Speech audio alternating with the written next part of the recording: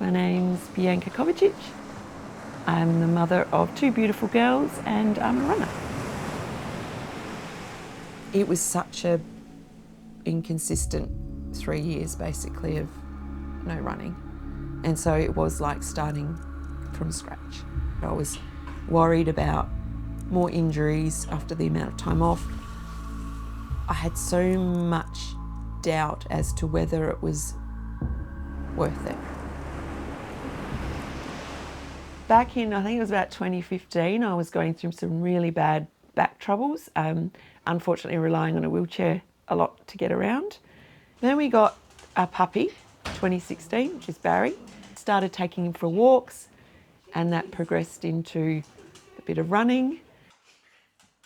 I took the punt and decided to enter Melbourne Marathon, which was a big step because I'd only sort of run half marathons, 10Ks, so this was going to be a big challenge.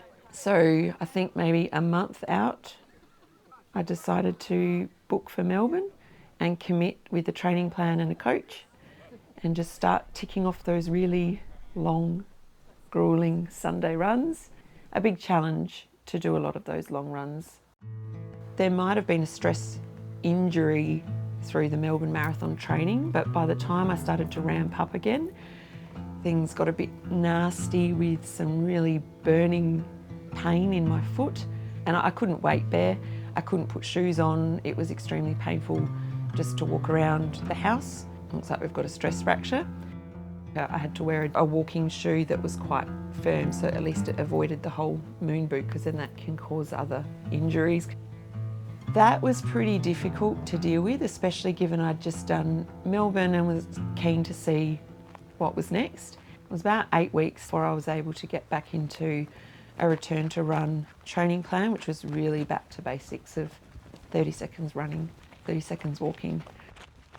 I was building up nicely, getting up to about 90-minute runs on a Sunday, thinking about what was to come. Then I changed shoes and ended up with quite significant blisters. After a few runs, I'm quite sore on the left side. It blew up like a balloon. My ankle, possibly halfway up my leg, it was quite swollen, and I thought something is not right here. Went and saw my trusty podiatrist, and he looked at me and said, "I don't know what you've done, but you've done a good job on it." He said, "You're going to be out of action for a long time with this one." Yep, another stress fracture, the fibula. Here we go again, another 8 weeks off running. This one I think got me a bit more than the stress fracture of the foot, because I knew what I was in for.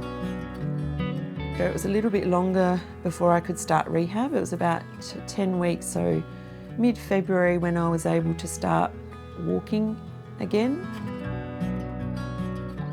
By this time, Jason and I started to try for a baby. Things weren't going as we'd hoped. And then we looked at, exploring IVF, but I didn't realise the impact it would have on running. I guess the drugs that you have to take daily with the injecting yourself and the nasal sprays and all these sorts of different drugs make you feel extremely uncomfortable. And as soon as you start to run, it's a different type of discomfort. It's a different type of pain as opposed to a running injury. I'd still go out and enjoy park run and just be with my people, which are the Sharks community that we have. First one, we knew pretty much straight away it didn't work. Second one was actually really difficult to deal with that loss, because I had all the symptoms of being pregnant, so we'd held on to the hope that perhaps I was. I lost that one, unfortunately, so that was really difficult to deal with. And then we got the news in October that we were pregnant, which was such a relief and so exciting for both Jason and I. I was still hopeful that during the pregnancy I'd be able to get back to running. At the time, I had to really just be careful. And it wasn't till about 16 weeks into the pregnancy that I felt well enough to try running again. The relief just to finally hold her after all of those rounds of IVF, and to see Jason's joy.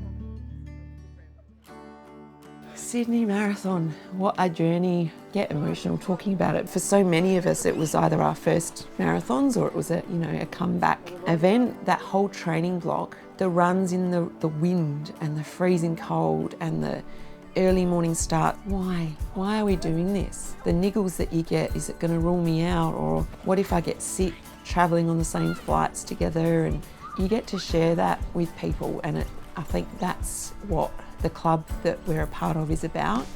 Marathon's not for the faint-hearted. The training is the journey, and the marathon is just your victory lap.